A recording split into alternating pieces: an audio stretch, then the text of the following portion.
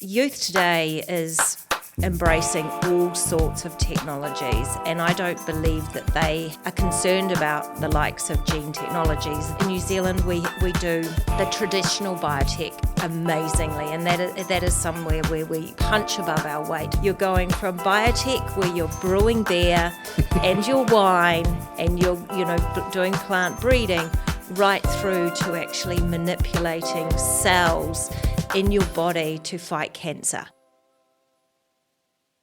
Hey guys, it's Charles and welcome to Chat GCP, a medical science, clinical research and commercialization podcast. On today's episode, we have a special guest, Zahra Champion, the Executive Director of Biotech New Zealand. What is Biotech, you might ask? Well, that is quite a catch-all category. We're going to have a deep dive into what this means and what New Zealand is doing in this arena and some exciting developments on the horizon. So sit back, relax and enjoy the conversation. And it's great to have you on the podcast today. Thank you for having me. Very excited. I must say, it did take us a while. We're both so busy. So I do appreciate your time. You've just come off a fantastic event, so the Biotech Summit. That was a couple of weeks ago now, which will probably be a month by the time that we release this episode. But what were some of the successes that came out of that event? Because it's been a couple of years since you've done a big in-person event. Yeah, so this is the second that we've run in terms of the Life Sciences Conference. We held it last year in March, and one of the big asks that we had to the government is that we want our gene regulations updated. We've worked incredibly close with the National Party when they weren't in government, and then they, by creating the conference, showing the scale and also showing the scientists in the company saying this is what we need, gave the government, I believe, the confidence to actually move forward to start looking at updating our regulations, and they've called it, harnessing biotech policy. So this year was very much around kind of setting the scene for them. So they're now moving forward with updating the regulations. So what we're wanting to do is kind of thank them, but also show some of the technologies that we have in New Zealand, but also reminding them that we're still very early stage in the development because we haven't been able to use these technologies. So we showcase some of the international companies and some of the areas and things that they are doing, which is what we would like to be kind of moving forward and achieving. So again, the conference, big ups to BiotechNZ to get across this government. We're one of the three big ones, biotech, AI and space. So we've nailed it. Well done. Absolutely nailed it. That's fantastic. Because we are a little bit behind when it comes to the regulatory framework to enable a lot of these technologies that are coming on the forefront.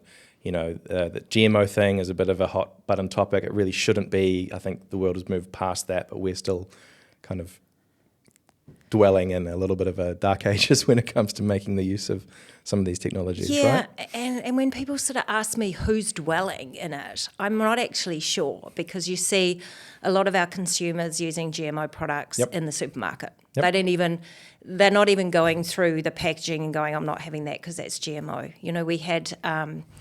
So we do actually have GMO products here. We're just not able to do research and development and commercialization. We can do R&D in a very closed environment. We just can't commercialize and we can't sell those products. So youth today is embracing all sorts of technologies, and I don't believe that they are concerned about the likes of gene technologies. They are really more concerned about, are these products sustainable? Are these products ethical?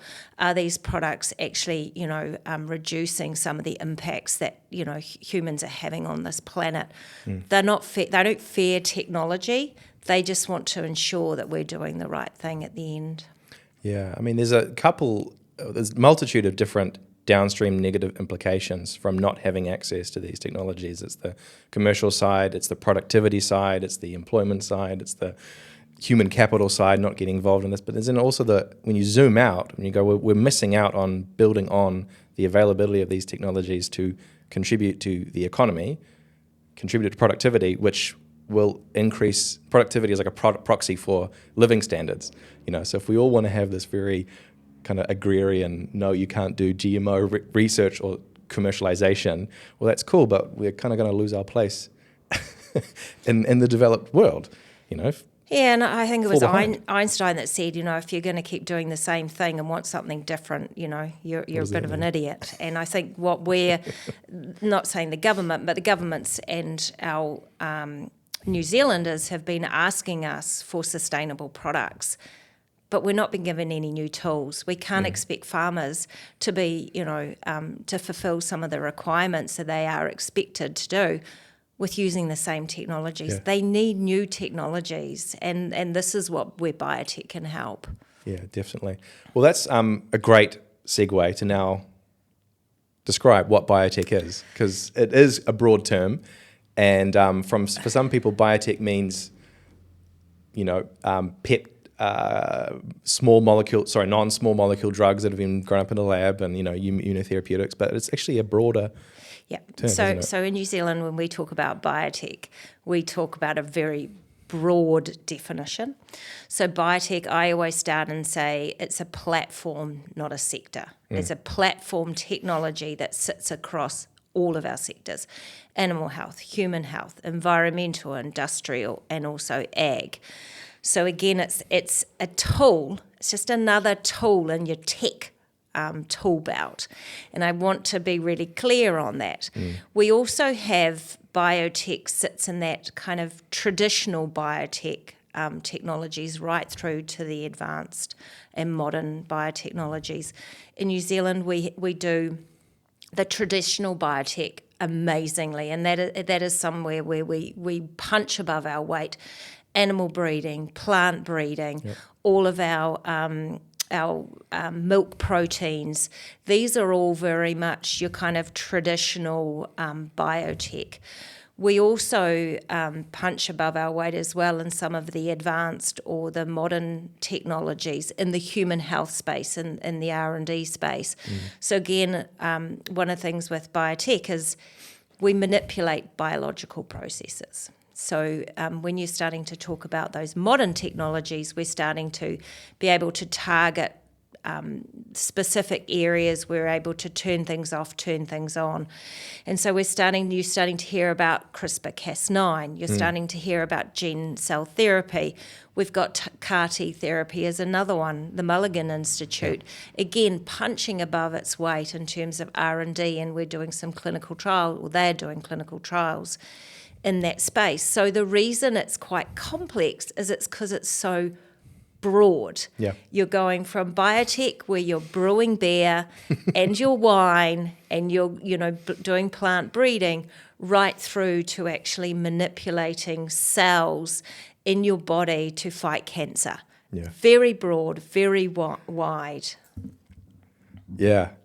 So, and you kind of, so the BiotechNZ sits across all of that, and ultimately the purpose is to support the industry as an industry body or sector. Do we call it a sector? Sorry? I still call it a sector, but it's a tool. Yeah. So yeah, it's interesting because biotech. Okay, brewing beer, you're using yeast to ferment sugars into alcohol. That's biotechnology. Selectively breeding cows to produce more milk because this type is more productive. That's biotech. But also ripping out a gene and replacing it with a new one. That's biotech. Genetically modifying a human with a CAR T cell. That's biotech. It's incredibly broad. But what area in terms of, so obviously the traditional stuff that's not particularly productive long term. That's not going to move the needle in terms of moving New Zealand on into the modern world or keeping our place in the modern world. It's these more novel things that have a lot more potential, right? So we do the traditional stuff quite well, and we do the R&D stuff really well for the modern things. But why aren't we getting into that commercial space? Is that purely because of those regulations? Yeah, right now we can only use gene technologies in the lab. So a lot of the research or the R&D that's taking place is in your CRIs, your Crown Research Institutes, or your universities or your research institutes. We're not really seeing that. Well, we can't move into the taking those products into a commercial setting because it's too onerous in terms of the regs and what's required. You are allowed to do in the human health space is slightly different than ag, environmental, industrial. So we are able to take those modern technologies into the commercial space, but still highly regulated. Yes. Still highly regulated. So they're kind of a step ahead, Yep. but it's also incredibly challenging in New Zealand. Yeah. And also incredibly expensive. Yes. All of this. So, okay. So can be done in the human health arena, but it's still pretty difficult to do so. So what happens if there are companies that want to develop products? So they have to take a lot of that offshore where it's a little bit easier to do? And we've seen a number of products. I mean, I think everybody knows the Lanzatech story. So they were built here using microbes, cleaning up kind of e-waste, and they ended up going offshore. They weren't able to manipulate microbes. So we all kind of use them as our pin-up of we really need to be able to use that technology.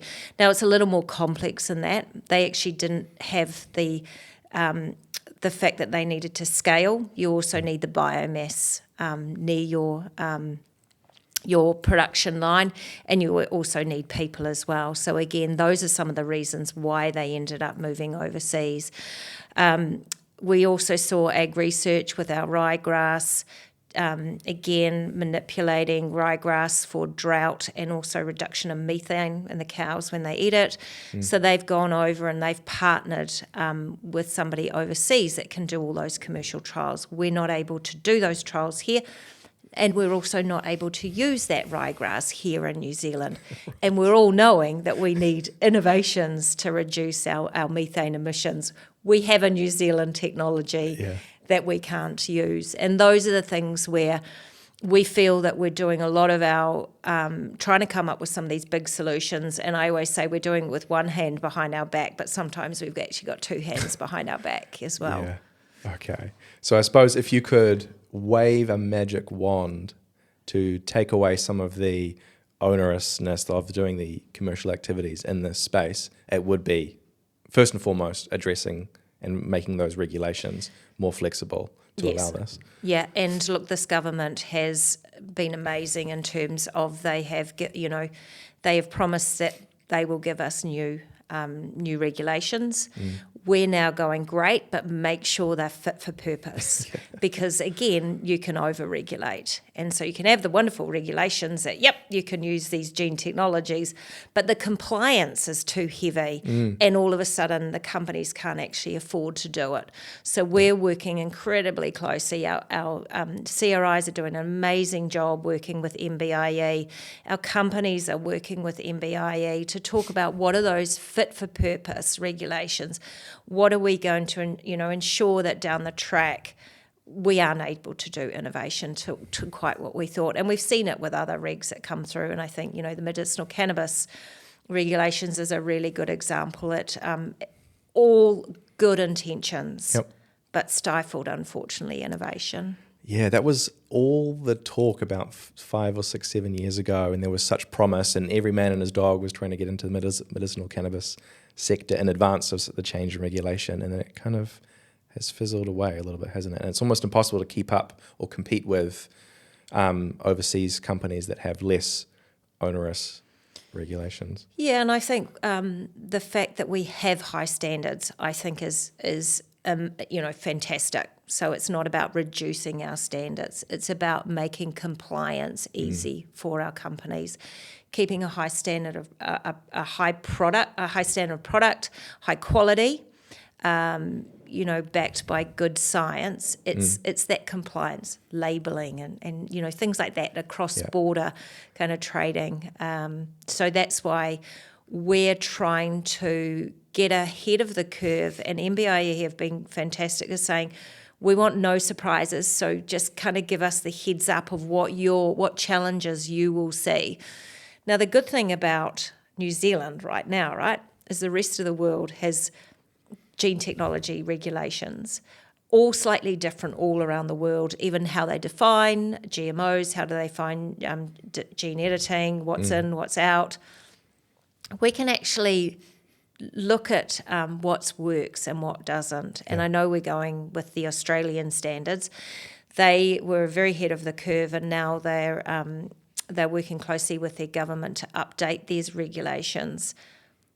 So we don't have to do a whole lot of learning. We can actually learn from their mistakes or their things that they found challenging. Sure. So, and I'm going to just speak really highly right now of MBIE and their staff has been incredibly open to understand what could be some challenges that we would face. And I suppose there's a massive opportunity cost for not changing these regulations and not having access to the commercial side or a larger volume of commercial activities in this arena. And that also was presented to MBIE, or? Yeah, and look... The status quo is untenable, right? I mean, if we're being frank, so it has to change. I think we're right now in an environment literally where we need to move and act quickly, whether it's, there's a whole range of things, whether you're looking at climate change, where you're looking at, animal ethics. There's a whole range of things that we actually need to be moving really quickly. And if we don't have those technologies, it's very hard to stay ahead of the curve. Just putting the technology aside, I suppose some of the things that worry me is we produce some amazing scientists here. We produce some amazing people here. We don't have those big companies working in New Zealand. We're struggling to hold on to our own talent in New Zealand, and that's because we aren't able to use some of those technologies. Imagine if we open the doors and say, we're open for business. All of a sudden, New Zealand, our CRIs, our universities, our companies can start partnering with some of those large organisations. Yeah. And I do believe that we will start creating a bigger pipeline, more jobs. New Zealanders stay, we attract talent, yep. And we have those big companies. So kind of there's updating the gene regulations is kind of one part of the whole ecosystem, but right now it is probably the most important part. Right. So that's the biggest lever to pull. And there'll be others down the line, of course, but that is the number one biggest biggest impact that could be done from yes. one change. Yeah. Yeah. So at the conference, I said in my opening speech that we asked for the change in gene regulations, and we thank the national government or this coalition government that they are going to move the dial for us. And then I said, we'll have a conversation a bit later on about funding, infrastructure and talent, but not today. Because I just want them to get this across the line and really thank them. Yeah. Get it across the line, get a fit for purpose reg, and then we can start talking about the rest of the ecosystem, because it is one part. It is not going to just change the dial. We do need to look at that bigger picture, just like all of the other tech sectors, talent, infrastructure, funding, international partnerships. There is a bigger picture at play, but let's just kind of get the first one tick. Well, it's not quite tick, but on our you got way. The pen on the paper, or is it hovering above? Yeah. Because that kind of draws me to the next point, which is biotech is expensive. And whether it's early stage R&D, or whether it's spinning out a company, or whether it's growing a startup company to get to the next financing round or something, it requires a lot of money. And a lot of the stories a lot of the comments that have been made on this podcast in various episodes is that our capital markets are, okay, might offend a few people here, but one person said immature and greedy, and another person said is just in this infant stage. And this is a comparatively speaking, if you compare to, the US, the capital markets there are just very broad, very deep, very wide. The volume there is huge. You just don't have that here. So there's the government funding isn't quite there. It was going along for a little bit, probably fell away to lower levels, and so there's the funding side is also a big ticket item that will need to be addressed or developed over time too, right?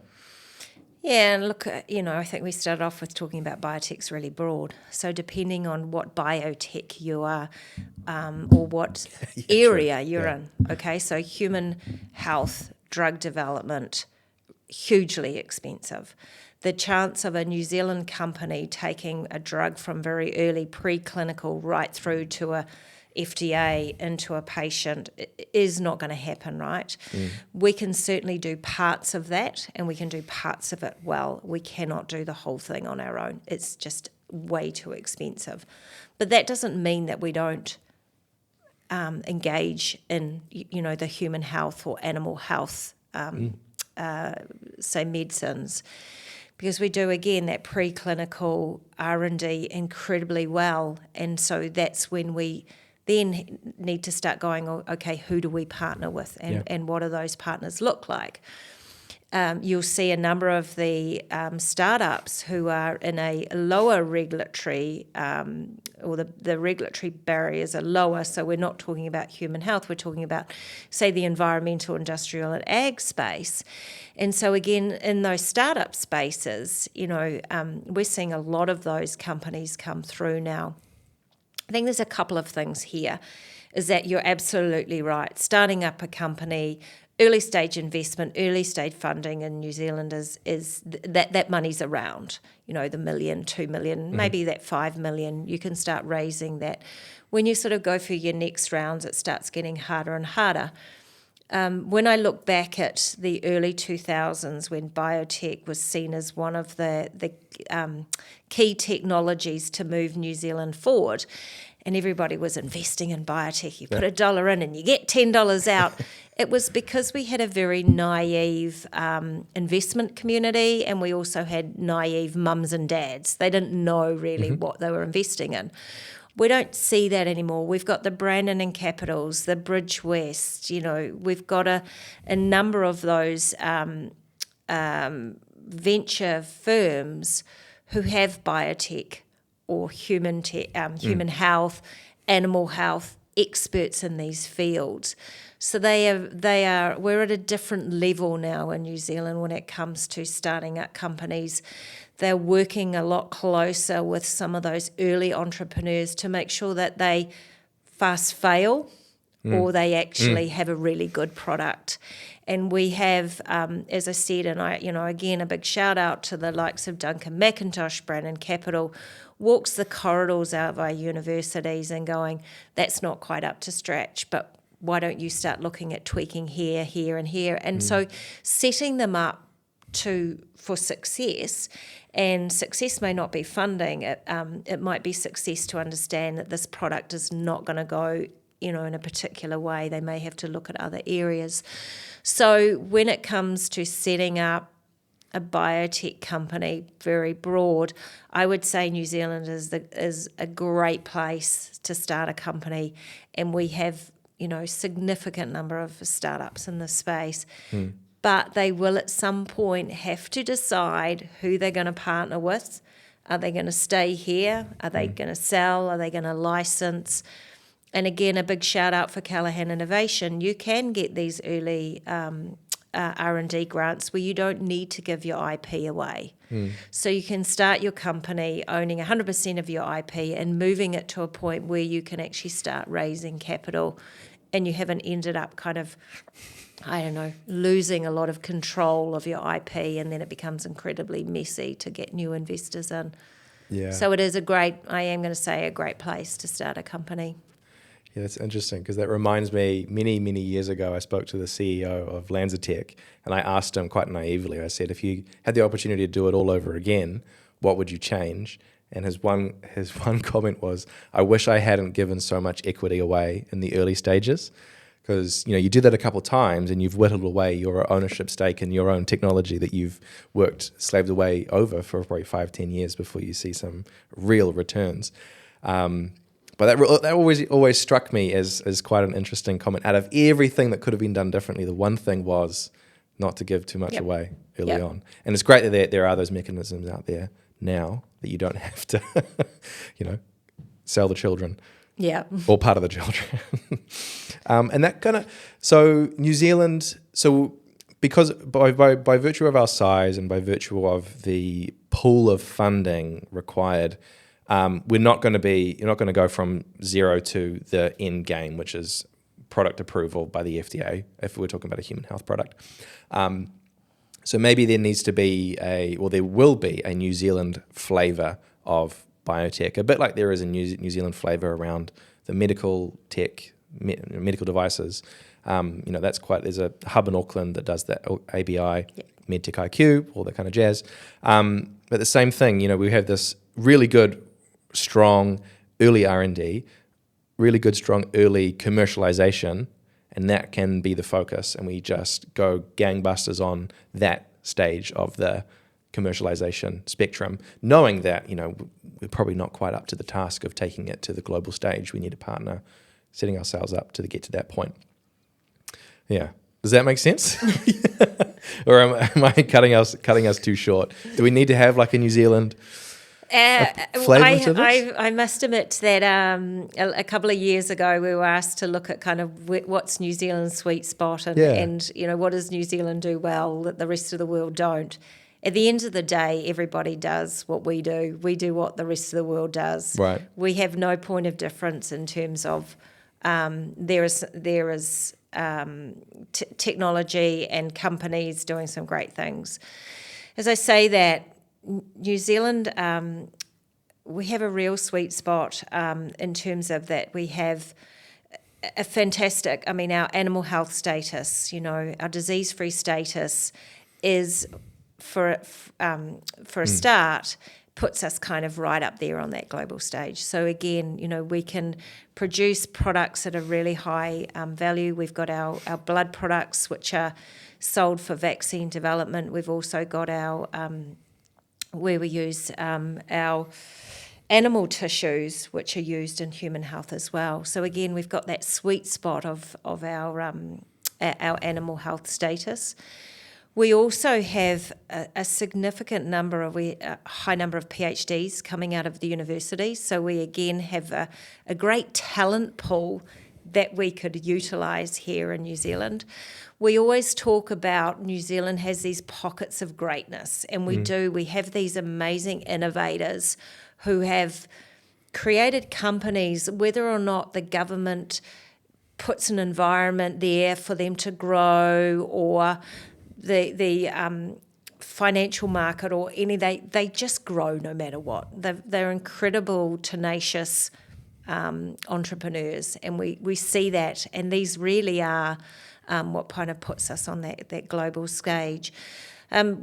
What does amaze me is I'm trying, and again we got New Zealand delegation up to US in 2019. Unfortunately, COVID came, and we're kind of rebuilding the band again, getting us back to bio. US Bio love New Zealand, right? They absolutely are doing anything and everything to get us there. And it's because we have this reputation as Kiwis. So, I know it only goes so far, but it actually gets you a foot in the door. And then you kind of have to show that you actually have the product or a high quality product. But there is something about saying, when you rock up overseas and say I'm a Kiwi, that does open a significant number of doors. So, what we do here is what the rest of the world does, but we're kind of Kiwis and we do it. That's our unique point of difference. It's just the funny accent. Yeah. No, it's interesting you say that because in my day job, I'm a global project manager for a pharmaceutical company, and whenever I start talking to various people in different settings, they go, "Now, where's that accent from?" And you're like, "Well, no, clearly not where you're familiar with." But it kind of alludes to the importance of network effects. Your network. It's a cheesy as phrase, but it's like your net worth is your network is your net worth. And if we just shut ourselves off in post-COVID New Zealand land at the bottom of the South Pacific, and we aren't visible or we aren't available or we aren't presenting ourselves to the wider world, there's going to be lost opportunity there.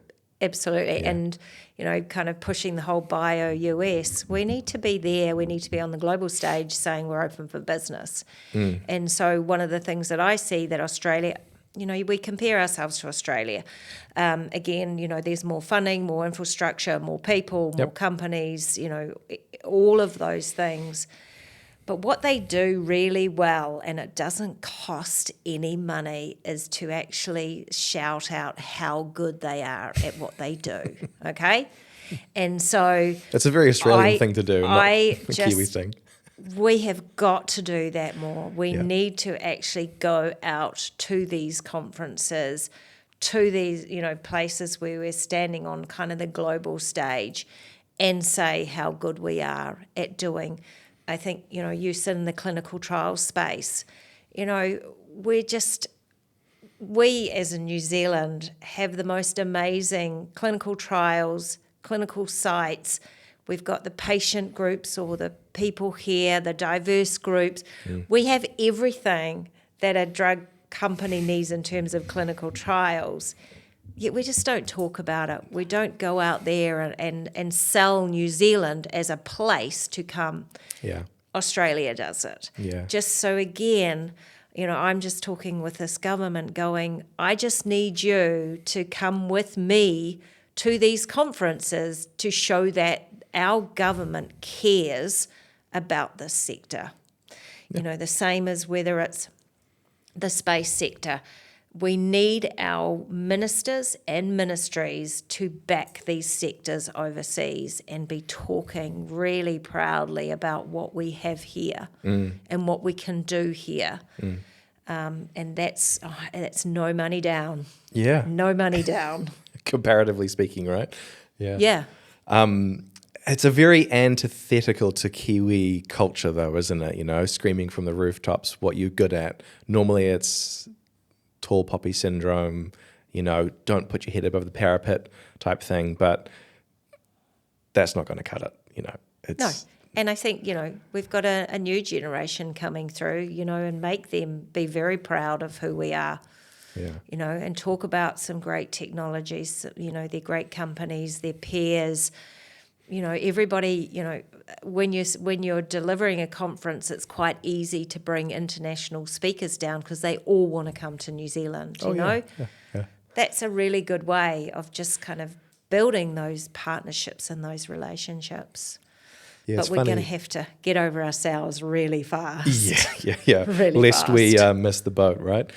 It's funny, because whenever I'm organising, big meetings for work, that everyone says, "Oh, can we just have it in New Zealand?"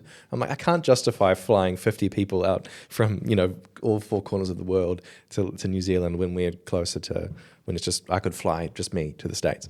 But you're right, they just do. There's something. I think all the efforts of that 100% pure New Zealand campaign really drilled New Zealand into the global psyche of how wonderful it is down here. We need to pivot from that to how good the science and R&D is. Yep. And I think, look, whoever did the tourism, getting out there and the campaigns around Come to New Zealand, tourism, everybody knows us for hobbits.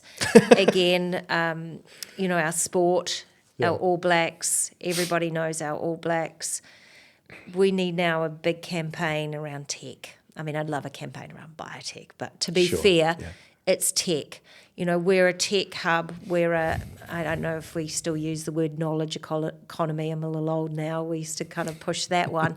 But it is, we're open for business. We've got very bright people here. We do have pockets of greatness. Come partner with us. Come work with us. But we do need the backing of our government, and I say government is very broad when I talk about government, but in terms of telling that story to the world, Yeah, and it is also a long-term commitment to these things, right? Because I was talking to an economist, and he highlighted how we have quite a short-term approach in our cultural style, I guess you could say. Maybe it's secondary to the short term of government, but it percolates further than that. It's not just because of the 3-year cycle that we have of government, but it's short-term returns, immediate returns on investment, not waiting 5-10 years. When not failing is seen as a success, as opposed to actual success is seen as a success. So there's again, biotech takes a longer than buying and selling a house in 18 months and changing the drapes and putting in new carpet, getting a quick buck from that. But you need to have that long-term commitment It's not going to change after 1 year's worth of, government support and No. a trip to bio. No. And so even when you're asking, in terms of the success of going to bio, how many people made a deal, how many people did this, how many transactions, that you can measure the number of cards that you passed and the number of meetings you had. But sometimes some of those clinical trials, you may not be setting up 2 or 3 years later. Yeah. And so how do you measure success? It's an absolute long game. One of the things that I wanted to come out of the Life Sciences Conference is that long game. Neuren Pharmaceuticals, Margaret Brimble started on that drug in, I think it was 1998 or 1999. It's now been FDA approved. Yeah. So we're talking, a 25, 24-year life cycle. When we look at, Aroa Biosurgery, again, an overnight success, 10 years, 10 plus years. We start looking at these life cycles, and they're a long game, and they're a hard game, and they're a tough game. And you'll talk to these CEOs who are now kind of going, yeah, we've made it. Talking to them 5 years in, they were kind of going, I can't pay my staff. I don't know how, the technology's got to pivot. Yeah. It's a long game, and we just need to support those companies. And, Biotech was going to be one of the 3 kind of technologies to move the dial, New Zealand's economy, in I think it was 2002. And now comments came back as that, Biotech overpromised and underdelivered. Yeah. And so 10 years later, they kind of stopped funding this kind of big initiative or task force. Well, Australia started at the same time supporting Biotech and continued to support Biotech, and we can see the difference. Right. Yeah. So we did overpromise. Why you overpromised? Because you need funding. You need to be telling people that you're doing an amazing job so you get more funding. But you do sometimes overpromise. That's science. But if they had stuck to this task force with Biotech, we'd be 25 years in, 23 years in. Yeah. It would just... Who knows where we'd be? I spoke with Brian Ward, Aroa Biosurgery, and on that the stresses of being the CEO or a founder, he was saying at one point, at multiple points during his journey, he came down to months left in the runway, and he's got scores of staff who have mortgages and children, and and he's trying to get ready for the next raise or the next injection of capital to keep things going. And kudos to Margaret Brimble, Neuren, Aroa Biosurgery, and a number of others that they did start, all those years ago, and they stuck it out while the going was really tough. And they can be seen as kind of like the mavericks or the lightning rod around which, further, or I don't know, an island of succession, if that makes sense. They went through the hard yards, so maybe other founders or other entrepreneurs don't have to, because the ecosystem has grown around them and there's just more availability of resources. Yeah, and I don't think I don't think it gets any easier for entrepreneurs. I think it's a tough road, and I just believe that maybe the ecosystem around it helps them a bit more. I think we're starting to understand about mental health, around the stresses that some of these entrepreneurs go through. But I think running a business is tough, and I think you're going to always have those no matter what your environment is.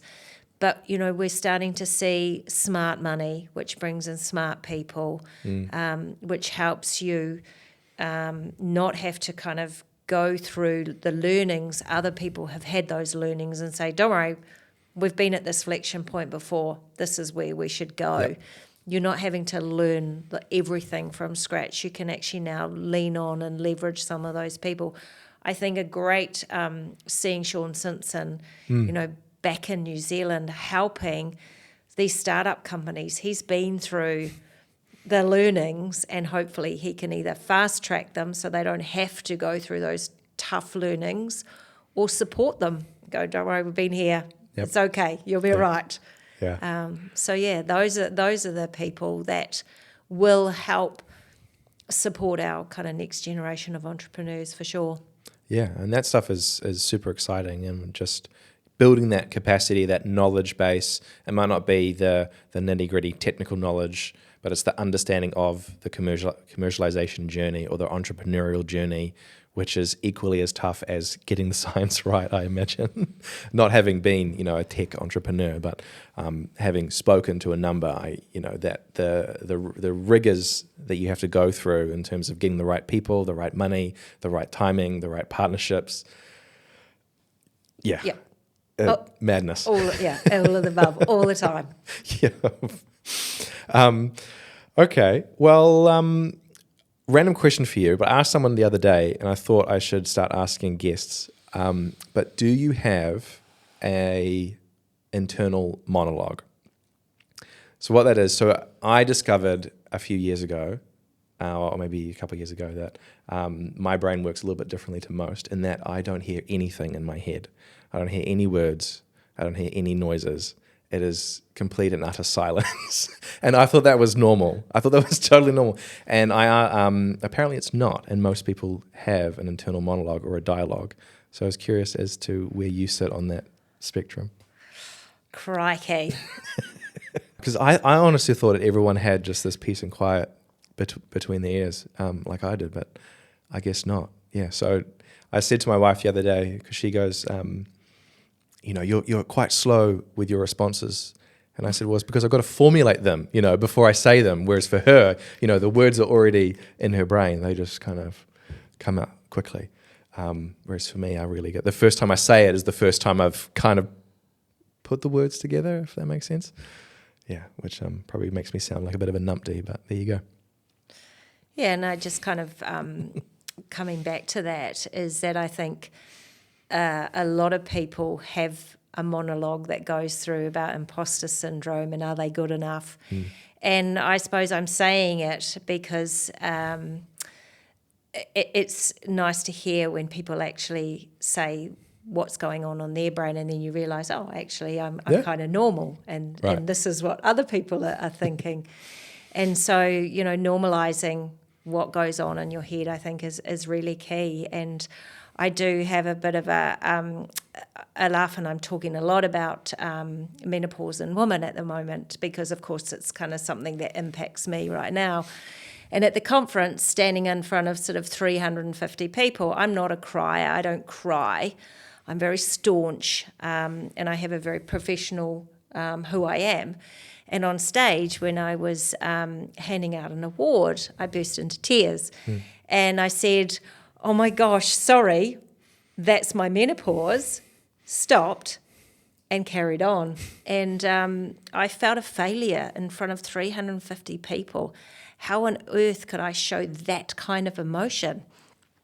I got off the stage anyway. Later, people came up to me and went, oh my God, it was so nice that you normalised this and you just brought it back to who you are. Yeah. And I had men and women, men going, oh, now I know why my wife is always crying. and I'm constantly apologising for being who I am.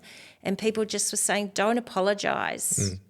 Being who you are is so key. So, yeah, that's why I was saying, wait. I'm always worried about what I look like, how wrinkly I am. I'm really old, not bright enough. I work with incredibly bright people every day.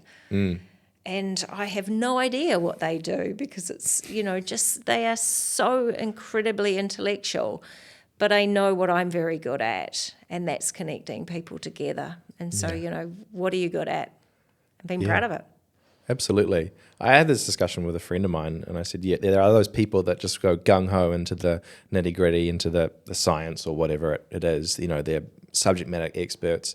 But you can't just have 10 subject matter experts in a room all working on the same problem, because they'll come with some other idea, different ideas as to how to tackle it or solve it or get to the next steps. You need that leader, that networker, that person that threads all the idiosyncrasies of the team together to solve the solution. So it's like you need both. You can't just have one. You also can't have 10 people that are just there to bring us all together and have a feel party. happy. And make And us feel good. sing around the campfire, No. But we need each other, don't we? Yeah. Maybe to finish off, what advice would you give to a budding entrepreneur in the biotech space? First of all, I'd say absolutely, it may feel like a dream, but dreams do come true. I think there's a really great community of companies and entrepreneurs out there to reach out and talk to. Depending where you're sitting, the commercialisation offices and the universities, some great people in there. Just go and have a chat to them. What does it mean? KiwiNet's great. They do some neat things there. There's a lot of stuff now, or a lot of support and workshops and a whole range of things for those entrepreneurs. It's just reaching out, or just reaching out to a company. We've got some great companies, whether it's, Sean Simpson's here now, we've got Lanzatech with Will Barker, as you say, Brian Ward, just jumping on the phone and asking them, can I have a chat with you? They will always give their time. Just reach out and talk to them. Love it. Your network is your net worth. Yeah, and don't ever feel that you're not good enough to reach out to these people, because they love telling their stories. They love helping. They absolutely. So I think it's a great place right now. Great place to be in biotech. Great place to be doing kind of, that early or R&D, entrepreneurial space. And we're seeing some amazing small companies just starting to flourish, and it's a really good time. Yeah. Excellent. Well, thank you so much for your time, Zahra. It's great to have you on the podcast, and go well. I will. Thank you.